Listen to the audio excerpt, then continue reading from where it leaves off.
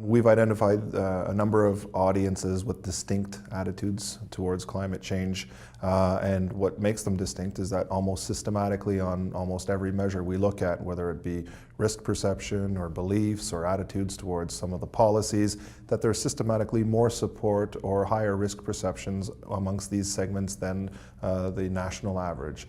And so these different categories include youth, women, and new Canadians. And looking at the data a little bit more closely allows us to kind of identify why this might be happening. So we see that in the youth category, these are the generations that are probably most affected by climate change, and so it might not be that surprising that they're also the ones that are a little bit more worried about this issue from their own thinking of this is an issue that will be affecting them.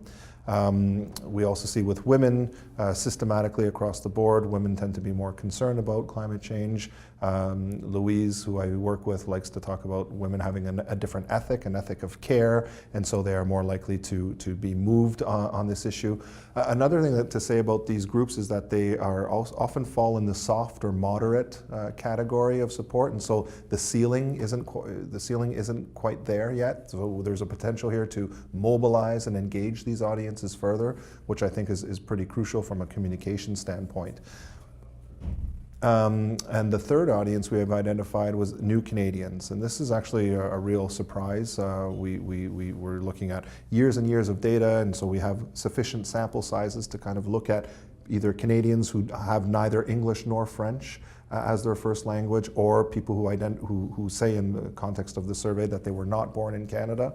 And what we see is that relative to Anglophone Canadians, so the majority English-speaking Canadians, the risk perceptions and belief levels and even support for certain types of public policy are much greater amongst the new Canadians, what we're calling new Canadians, and English-speaking Canadians. And this is quite remarkable, and it's led us to look elsewhere. We see similar patterns in the United States with the Latino community.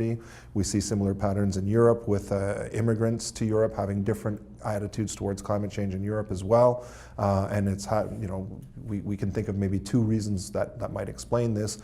First is that new Canadians might feel less responsible for the issue, and they might also feel that them and their family that they left back home are more vulnerable to to climate change. And so that might be translating into what we're seeing in the survey data.